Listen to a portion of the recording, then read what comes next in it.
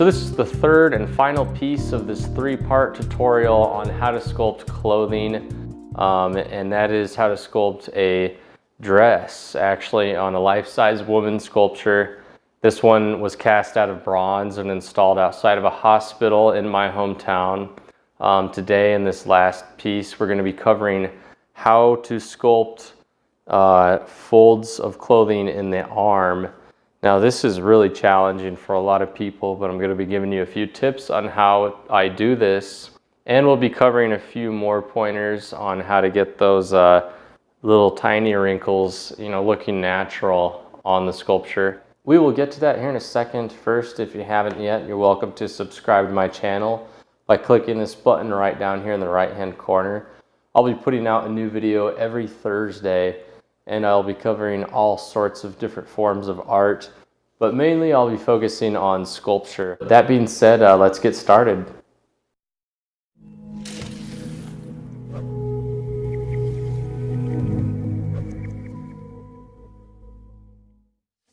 Before starting here, I need to give my dad a little credit for getting this project. He is an expert at sculpting faces, and he's made many life-size bronze monuments throughout the country. He sculpted the head and the hands on this piece. If you want to see some of those sculptures, you're welcome to go to my website by just Googling my name, Fritz Hoppe, and then once you get to the site, you can click on the tab Monumental Bronze, and it will show you all sorts of works by the Hoppe family, and you can get more information from there if you choose.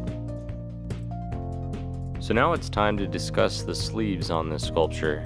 You remember me talking about gravity working on clothing, and then I talked about the binding effect, and those are the forces behind clothing.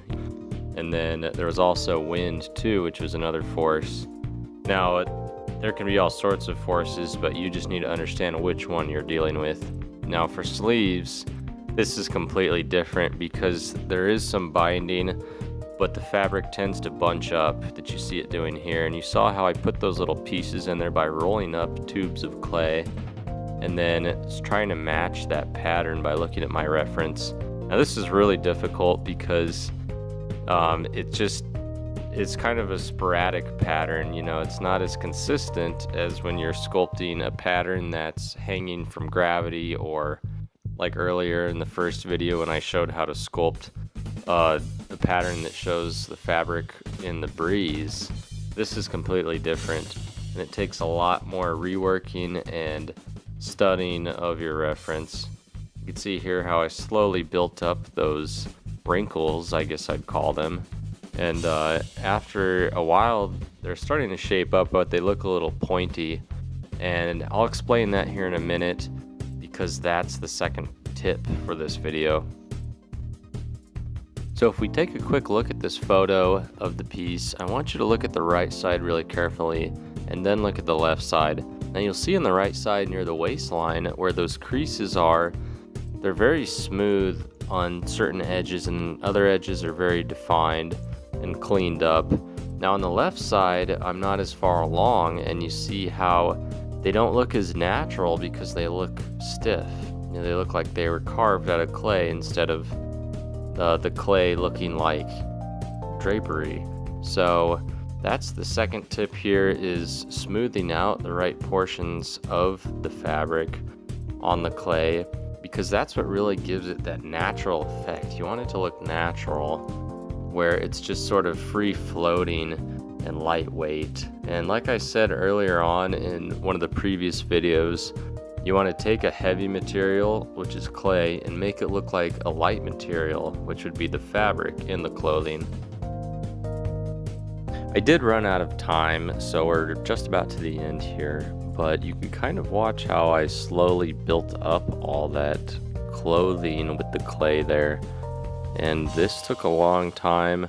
I also had to really trim it up because I put on all this clay and then it looked too thick. Like it looked like she had giant shoulders, like Arnold Schwarzenegger or something.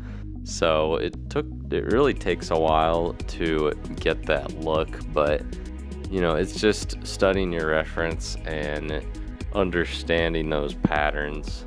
But you can really see how the whole thing shaped up in the end. And I'll be putting a video out of the finished piece here We're about to install it, or actually it will have been installed by the time you see this video. Unfortunately, I wasn't able to obtain the last bit of footage showing us completing this piece, but I hope this 3-part series helped you better understand how to sculpt clothing on a large-scale sculpture like this one. I'd like to especially thank the Columbus Community Hospital Auxiliary for commissioning this project, and thank you all for watching today, and don't forget to subscribe to Fritz Hoppy on YouTube. We'll see you guys next Thursday.